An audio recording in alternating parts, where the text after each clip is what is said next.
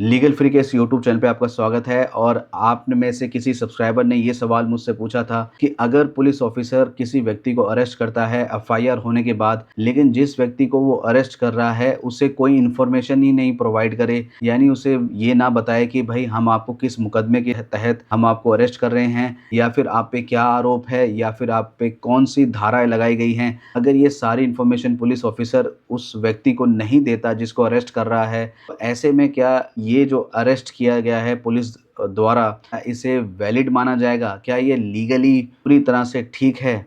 अगर आपके मन में भी ये सवाल है तो मैं आपको बता दूं, आज की इस वीडियो को बस ध्यान से देखिए। आज सारा कंफ्यूजन क्लियर हो जाएगा, क्योंकि मैं आपके सामने दिल्ली हाई कोर्ट का एक जजमेंट लाने वाला हूं जो कि काफ़ी पॉपुलर जजमेंट है, और उसके ज़रिए हम समझेंगे आखिर क्या पुलिस ऐसा कर सकती है या नहीं। तो सबसे पहले मैं आपको बता दूं थोड़े से फैक्ट, आखिर इस केस में हुआ क्या था। तो भाई, एक व्यक्ति हैं जिनका नाम है गौतम नवलखा। ये एक ह्यूमन राइट एक्टिविस्ट हैं, साथ ही साथ ये जर्नलिस्ट भी हैं। तो इन्हें जो है पुणे पुलिस एक अपराध के चलते, यानी इन पे एफआईआर हुई थी और इन पे संगीन आरोप थे, जैसे कि गोरेगांव में हुई हिंसा, तो उसका उसमें आरोपी बनाया गया था। और दिल्ली में ये रह रहे थे उस दौरान जब पुणे पुलिस ने आके दिल्ली में इन्हें अरेस्ट कर लिया था घर से। और फिर उन्हें, क्योंकि जिस व्यक्ति को अरेस्ट किया जाता है तो इन्हें 24 घंटे में किसी भी हालत में मजिस्ट्रेट के सामने पुलिस को लाना पड़ता है, उस व्यक्ति को जिसको अरेस्ट किया है एज पर लॉ। तो ऐसे में जब साकेत कोर्ट में इन्हें लाया गया और इनकी रिमांड मांगी गई कि हमें इन्हें वापस अपने पुणे ले जाना है जहां पर ये मुकदमा चलेगा, तो ऐसे में क्या हुआ कि साकेत कोर्ट में तो इनको अलाउ कर दिया गया, यानी इन्हें परमिशन दे दी गई। लेकिन इन्होंने चैलेंज कर दिया ऑनरेबल दिल्ली हाई कोर्ट में, क्योंकि साकेत कोर्ट के ऊपर जो दिल्ली हाई कोर्ट है तो वहां पर उस डिसीजन को चैलेंज कर दिया गया। तो दिल्ली हाई कोर्ट के सामने जो सबसे बड़ा मुद्दा था ये था कि लीगैलिटी देखना, कि भाई जो नवलखा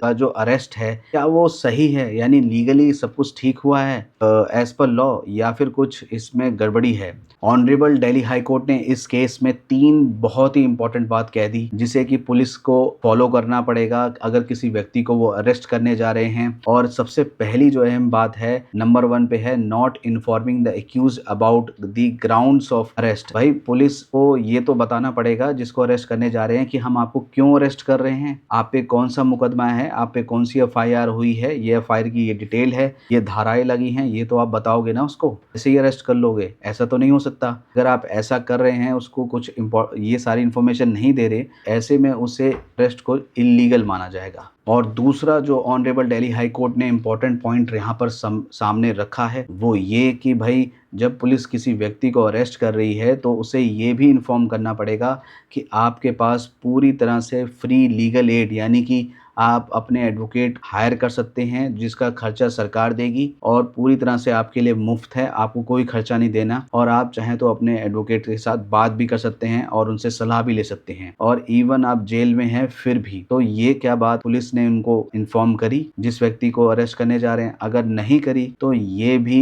एक वायलेशन है, यानी कि इसके अगेंस्ट भी चैलेंज किया जा सकता है और उन्हें बेल का अधिकार होता है, ये ध्यान रखिए। और तीसरी और आखिरी बात ऑनरेबल दिल्ली हाई कोर्ट ने इस केस में कही, जिससे कि अगर इसे फॉलो नहीं किया गया तो वो जो अरेस्ट होगा उसे इलीगल माना जाएगा, वो ये है केस डायरी के बारे में। तो सबसे पहले हम इसे बता देता हूं मैं आपको, आखिर केस डायरी होता क्या है। जो पुलिस ऑफिसर है जो इन्वेस्टिगेट कर रहा है मैटर को, कितनी भी उनके पास, एक पुलिस ऑफिसर के पास कई मामले होते हैं जिसे वो इन्वेस्टिगेट कर रहा होता है। ऐसे में पुलिस इन्वेस्टिगेट ठीक से कर रही है कि नहीं कर रही है, तो उसका रिकॉर्ड रखने के लिए उनके पास केस डायरी दी जाती है सरकार की तरफ से, जिसमें उन्हें सारी चीजें लिखनी होती है और वो प्रतिदिन क्या कार्य कर रहे हैं, यानी कि आज उन्होंने इन्वेस्टिगेशन पे किसका स्टेटमेंट लिया, वो सब उन्हें मेंशन करना होता है। वो अगर किसी केस में बाहर जा रहे हैं तो वो भी मेंशन करना होता है। तो वो ये सारी इन्फॉर्मेशन वो केस डायरी में लिखते हैं, और इसकी केस से रिलेटेड जिसमें